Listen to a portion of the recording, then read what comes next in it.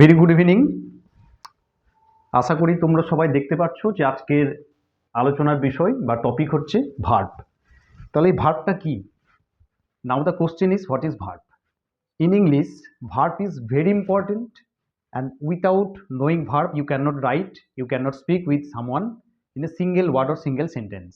So verb is completely an action word, অর্থাৎ verb হচ্ছে একটা কাজ করা বোঝায়, ভার্বের মাধ্যমে কোনো কিছু কাজ করা বোঝায়। or you can say also it tells something having, doing or saying, অর্থাৎ ভার্বের মাধ্যমে কোনো কিছু করা বোঝায়। ডুইং মানে হচ্ছে করা, হ্যাভিং কথার অর্থ হচ্ছে কি থাকা, এবং সেইং কথার অর্থ হচ্ছে কোনো কিছু বলা বোঝায়। তো এবারে ভার্বের there are broad categories of verb. ভার্বের কিন্তু অনেক বড় একটা chapter, transitive, intransitive, finite, non finite, gerund. তো এগুলো আমরা পরবর্তী ক্ষেত্রে আমরা সেগুলো আলোচনা করব। Today's topic is what are the difference between helping verb and main verb or lexical verb. তো দেখো, এই helping verb or auxiliary verb কথার অর্থ হচ্ছে কি? Helping verb or auxiliary verb কথার অর্থ হচ্ছে যে হেল্প কথার অর্থ কি? হেল্প কথার অর্থ হচ্ছে সাহায্য করা, এইটাকেই বলা হচ্ছে কি? Auxiliary verb. And main verb or principal verb আরেকটা ভার্ব, এটাও আরেকটা নাম হচ্ছে কি? Lexical verb. অর্থাৎ প্রধান ক্রিয়া একটা বাক্যের মধ্যে, ইন এ সেন্টেন্স, একটা প্রধান ক্রিয়া, that's mean the main verb, and auxiliary verb কি হিসাবে ফাংশন করে, what is the core function of the auxiliary verbs and main verbs. এটা যদি জেনে নাও তাহলে কিন্তু পরবর্তী ক্ষেত্রে আর কিন্তু কোনো রকম কোনো সমস্যা থাকার কথা নয়। তো already you all know that primary auxiliary verbs, এই যে অক্সিলারি ভার্ব এটা দু ধরনের হয়। একটা হচ্ছে এই অক্সিলারি ভার্বগুলো কখনো কখনো মেন ভার্ব হিসেবে ব্যবহার হতে পারে। তো এই প্রাইমারি অক্সিলারি ভার্ব হচ্ছে কোনগুলো? Be verb. প্রাইমারি অক্সিলারি হচ্ছে বি ভার্ব, যার মধ্যে আসছে কি? Am, is, are, was, were. Present tense হচ্ছে অ্যাম, ইজ, আর, পাস্ট টেন্সে ওয়াজ বা ওয়ের। হ্যাভ ভার্ব কথার অর্থ হচ্ছে থাকা, have or has, and past টেন্সে হচ্ছে হ্যাড।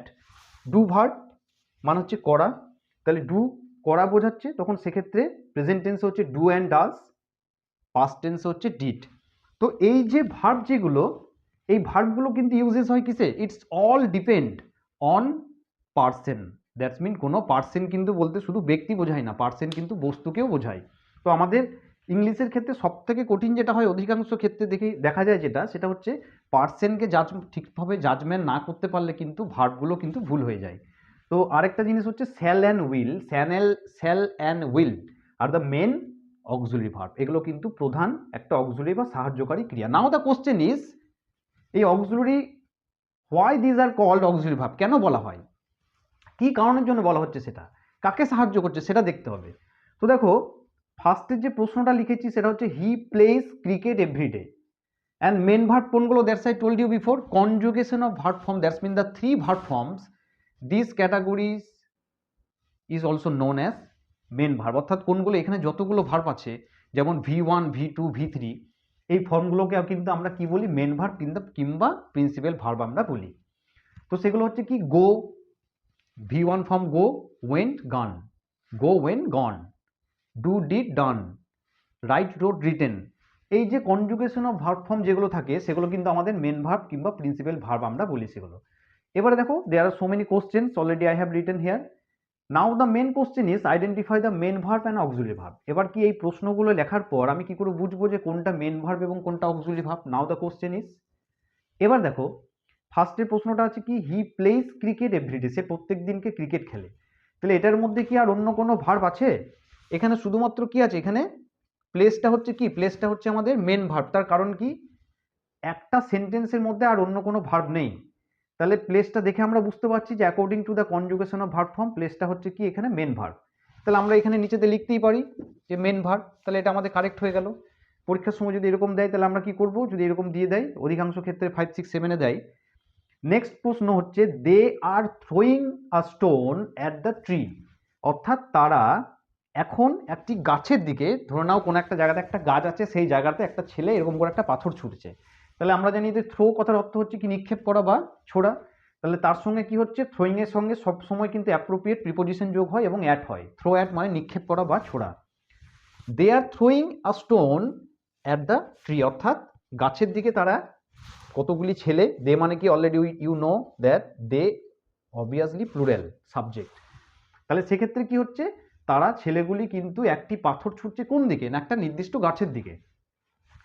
এই ক্ষেত্রে এবারে এই আর অ্যান্ড থ্রোয়িং, এখানে দেখো দুটো ভার্ব আছে, আর অ্যান্ড থ্রোয়িং। এই বি ভার্বের প্রেজেন্ট টেন্সে হচ্ছে আর, পাস্ট টেন্সে হচ্ছে কি ওয়াজ অর ওয়ে। তাহলে they are throwing a stone at the tree, তাহলে আর হচ্ছে এই আরটাই কিন্তু আমাদের কি করছে, হেল্প করছে এই মেন ভার্বটাকে। তাহলে আমরা এটা বলতে পারি যে সমস্ত বাক্যে, এটা মনে রাখবে, যে সমস্ত সেন্টেন্সে অ্যাম is are was were, present টেন্সে অ্যাম ইজ আর এবং পাস্ট টেন্সে ওয়াজ ওয়ের যদি থাকে, তাহলে তার সঙ্গে যদি আরেকটা মেন ভার্ব থাকে, তাহলে সেই মেন ভার্বটার সঙ্গে আইএনজি ফর্ম যোগ হবেই হবে, এবং তখন সেটা প্রেজেন্ট কন্টিনিউয়াস টেন্স হয়ে যায়, তখন সেটা প্রেজেন্ট কন্টিনিউয়াস টেন্সে কনভার্ট হয়ে যায়। এবং প্রথমকার যে ভি ভার্বটা থাকে, অর্থাৎ তাতে প্রেজেন্ট টেন্সে হোক কিংবা পাস্ট টেন্সে হোক, তো সেক্ষেত্রে সেটা সর্বদাই কি হয় না, সেটা সর্বদাই কিন্তু আমাদের অক্সিলারি ভার্ব হয়ে যায়। তাহলে এক্ষেত্রে কি লিখবো আমরা, এটা লিখছি অক্সিলারি ভার্ব, এবং পরের যেটা আছে এটাকে আমরা লিখে দিচ্ছি কি মেন ভার্ব। তাহলে কি বললাম, একটা সেন্টেন্সে যদি অ্যাম ইজ আর ওয়াজ ওয়ের থাকে তার সঙ্গে মেন ভার্ব থাকবে, এবং যদি আইএনজি থাকে তাহলে প্রথমকার যে ভার্বটা থাকবে সেই ফার্স্ট ভার্বটা দেখে নাও, প্রথমকার অর্থাৎ বি ভার্বটা কিন্তু অক্সিলারি ভার্ব হবে, এবং পরের যে আইএনজি যুক্ত ভার্বটা সেটা কিন্তু মেন ভার্ব হবে। নেক্সট 3 নাম্বারটা হচ্ছে Reena is a nurse. Reena is a nurse, অর্থাৎ একজন একটা প্রোনাউন ইউজ করেছি সি, তার পরিবর্তে নাউন লিখলাম রিনা ইজ আ নার্স, একজন সেবিকা। তাহলে এটা কি ধরনের ভাব হতে পারে, now tell me, now the question is, এটা কি আমাদের অক্সিলারি ভার্ব বলবো না মেন ভার্ব বলবো? তো সেটা দেখো, এটা কিন্তু আমাদের মেন ভার্ব হিসাবে কিন্তু এটা বিবেচিত হবে। This is not auxiliary verb. Student often make mistakes, okay, many students make mistakes. তো এখানে কি হচ্ছে, এটা কিন্তু অক্সিলারি ভার্ব নয়, এটা কিন্তু আমাদের কি হচ্ছে, এটা আমাদের মেন ভার্ব। তার কারণ কি, তার কারণ হচ্ছে এ নার্স, এটা হচ্ছে আমাদের নাউন। তাহলে খেয়াল করো যে সমস্ত বি ভার্বের পর যদি কখনো সেক্ষেত্রে নাউন বা অ্যাডজেক্টিভ থাকে, তাহলে সেক্ষেত্রে অ্যাম ইজ আর বা বি ভার্বটা কিন্তু সর্বদাই মেন ভার্ব হিসাবে হবে, তাহলে এটা কিন্তু অক্সিলারি ভার্ব নয়। কিন্তু ওপর সেন্টেন্সটা দেখো, বি ভার্বের আর আছে, আবার একটা মেন ভার্ব আছে, তার সঙ্গে আইএনজি যুক্ত করেছিলাম, তার জন্য প্রথমটা হলো কি আমাদের অক্সিলারি ভার্ব, অর্থাৎ এই ভার্বটাই কিন্তু এইটাকে সাহায্য করছে। যদি আমরা এটাকে না রাখি, যদি এটাকে মুছে দিই, তাহলে কিন্তু এই নিজে নিজে দে থ্রোয়িং এ স্টোন কিন্তু দাঁড়াতে পারবে না, কারণ আইএনজি যুক্ত ভার্ব সর্বদাই কিন্তু হয় প্রেজেন্ট কন্টিনিউয়াস টেন্স হয় কিংবা পাস্ট কন্টিনিউয়াস টেন্স হয়। নেক্সট দেখো, we have gone to Mumbai, আমরা মুম্বাই গিয়েছি। তাহলে এটা হয়ে গেল প্রেজেন্ট পারফেক্ট টেন্স, এবং এটা হচ্ছে কি মেন ভার্ব, এবং এটা হচ্ছে কি অক্সিলারি ভার্ব। তার কারণ কি, হ্যাভ আমরা বলেছি auxiliary verb, have also known as auxiliary verb, and V3 form of go is gone, V3 form of go is gone, that's mean we have gone to Mumbai, আমরা মুম্বাই গিয়েছি, প্রেজেন্ট পারফেক্ট টেন্স হয়ে গেল। তার মানে কি, এই হ্যাভ ভার্বটা এই গন ভার্বটাকে কি করছে, হেল্প করছে। Next, my brother and I, একটা জিনিস দেখো, প্রত্যেকেই দেখেছি অধিকাংশ ক্ষেত্রে অনেকে ভুল এটা করে, এটা কিন্তু ফার্স্টে একটা রুলস আছে according to the verb agreement. ফার্স্টে হচ্ছে মাই ব্রাদার থার্ড পারসন, পরে আমরা আই লিখবো, অর্থাৎ এটা হচ্ছে 3, 2 and 1। যদি 2 না থাকে, অর্থাৎ ইউ যদি না থাকে সেকেন্ড পারসন, তাহলে আমরা 1টা ফার্স্ট পারসন লিখেছি, মাই ব্রাদার অ্যান্ড আই।